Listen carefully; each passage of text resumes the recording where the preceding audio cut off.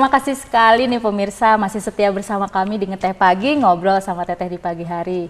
Alhamdulillah hari ini saya pribadi mendapatkan pengalaman dan wawasan tentang dunia sepatu laki-laki. Waduh, jadi banyak ilmu nih yang bisa saya serap dan kepikiran juga ingin melakukan usaha di bisnis sepatu. Tapi harus nanya-nanya lebih lanjut lagi deh sama Danang, karena Danang sudah cukup lama berkecimpung, hampir 1 tahun, dan pengalamannya juga dia dapat ilmunya juga dari orang tuanya yang ternyata juga bergerak di dunia sepatu. Nah, kita kembali lagi nih ngobrol nih masih tentang sepatu ya, sepatu Prata ini. Kalau misalnya ini kan yang Danang bawa 1 model nih. 1 model ya. Kalau dari 2016 itu udah berapa model sih sebetulnya yang udah dibuat? Kalau udah dibuat sebenarnya sih udah buat 5-6 teh ya. 5-6. 5-6. Cuma yang baru kita launch di website saya, di website Prata tuh baru 3. Oh, 3. 3 tapi ada masing-masing punya 2 warna, 2-3 warna.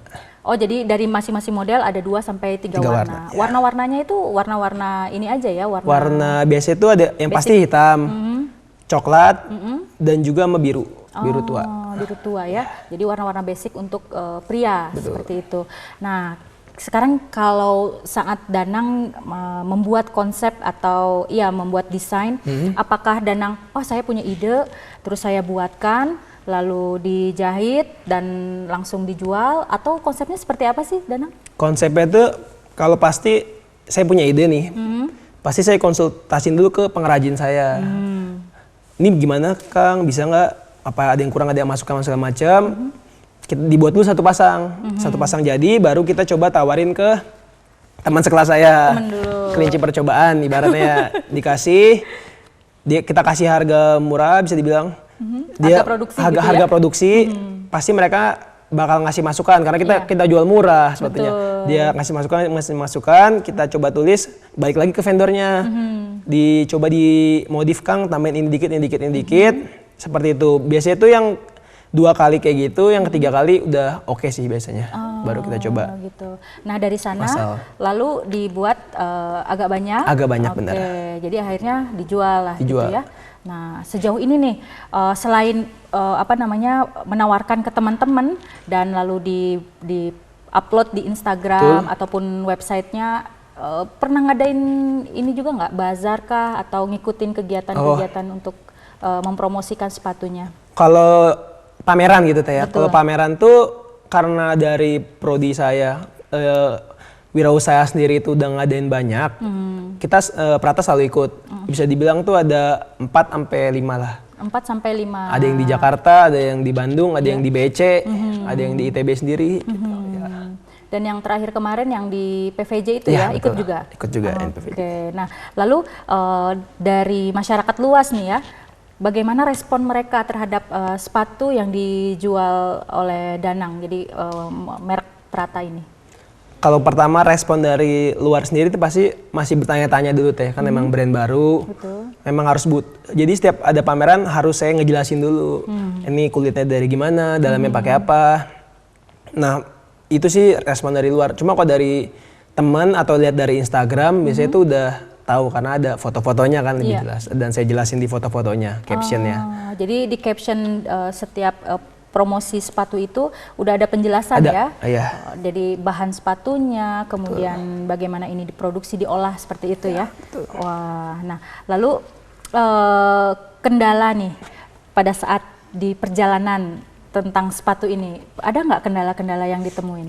Kendalanya pasti sih kalau kita jual ke luar teh ya, banyak yang bilang dengan harga segini kenapa nggak beli yang merek lain? Merek bisa dibilang merek dari luar negeri gitu, yang impor-impor gitu. Merek yang sudah punya nama, dikenal lama ya? Dikenal lama lah.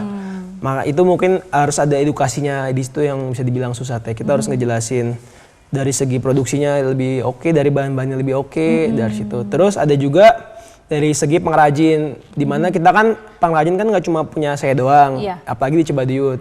Nah kita itu bisa tertunda produksinya.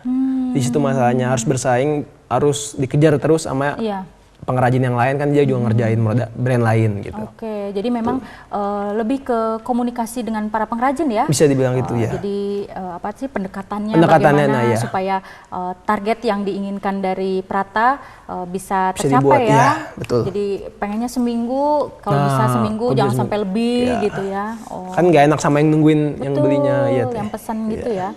Oke, nah lalu setelah kendala itu kalau misalnya untuk penjualan dan lain sebagainya nggak ada masalah ya, kayak misalnya di harga gitu kan, kalau misalnya boleh disebutkan ini kan rata-rata harganya kisaran 850 ribu ya.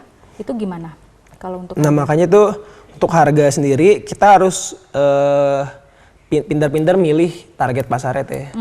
Jadi kita pilih emang target pasarnya emang mahasiswa dan pekerja fresh graduate baru itu emang harus yang pas. Jadi emang nggak bisa dibilang warga-warga kota lah yang masuk harganya ya. Maka dari situ kalau kita udah benar bisa dibilang sih bisa kejual. Nah cuma masalahnya karena saya brand baru harus butuh edukasi. Jadi kita harus ngejelasin kenapa harga 850 ribu ini harganya pas buat sepatu ini gitu. Di situ yang susahnya teh. Kendala untuk menjual itu kepercayaan dari orang luarnya sih teh. Oke. Bener. Tapi kalau untuk masalah desain, konsepnya mereka udah suka ya? Mereka udah suka. Soalnya kan nih bentuk formal kan universal ya, semua orang tahu dan semua orang butuh gitu. Iya. Semua cowok. Dan mungkin karena jaminan kenyamanan saat menggunakan mungkin ya, iya, itu betul. bisa jadi apa namanya nilai jual. Nilai jual dari Prata itu sendiri. Wah asik banget nih. Nah lalu nanya nih, kalau sejauh ini pembeli yang dari Prata itu ataupun apa namanya ya pelanggan setianya itu biasanya selain dari teman ada juga nggak tempatnya yang jauh gitu, atau justru kenalnya dari Instagram atau dari website? Sebenarnya sih paling ampuh tuh dari pameran teh waktu itu. Saya tuh pernah ikut pameran sepatu ini tuh di Malang. Ikut pameran di Malang? Ikut pameran itu karena saya emang yang dari program ITB itu diseleksi jadi cuma tiga orang doang yang lolos.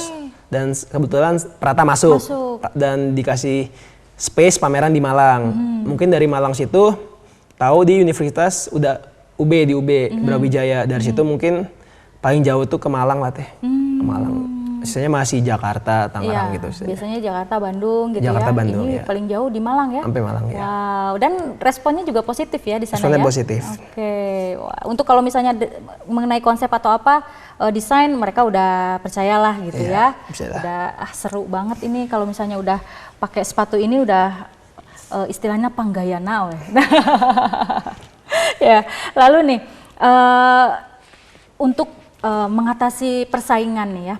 Kan memang tadi Danang udah bilang membutuhkan banyak sekali edukasi kepada calon konsumen. Betul. Berarti ya, ke calon konsumen ataupun kepada orang-orang yang lihat nih. Gimana sih metode yang dipakai oleh Prata ataupun Danang sendiri, karena Danang masih sendiri ya ngerjainnya? Gimana? Yang pasti sih harus nambah partner ya teh. Harus nambah partner buat jadi lebih untuk setiap pekerjaannya itu di handle lebih pasti gitu. Nah strateginya sih pasti dari Instagram masih. Nah rencana tuh harus lebih ditingkatin ikut pameran-pameran teh. Pameran-pameran ya? Pameran-pameran. Jadi karena itu lebih efektif ya? Lebih efektif. Karena orang bisa megang langsung sepatunya. Oh iya. Karena kalau dari segi kualitas, saya bisa jamin kita bersaing dengan yang ada sekarang lokal brand. Nah yang susah itu adalah kita tuh kalah di marketing promosinya. Maka dari itu strateginya adalah kita harus ningkatin dulu promosinya. Baru orang tuh bisa percaya ke brand kita. Ningkatinnya mungkin bisa pakai endorse atau pameran. Nah, itu lagi kita pikirin sih. Oh, lagi dipikirin ya. Soalnya sekarang masih sibuk-sibuknya untuk menyelesaikan kuliah ya, Danang ya. Iya. Jadi mudah-mudahan kalau udah selesai kuliah ini langsung bisa fokus. Langsung bisa fokus, betul. Dan bisa dikejar tuh target pemasarannya jadi lebih melejit lagi ya.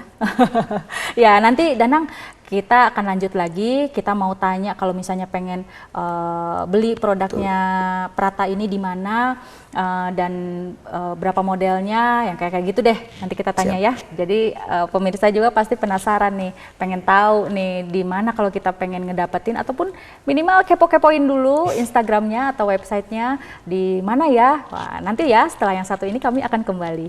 Mangga di Ngeteh Pagi.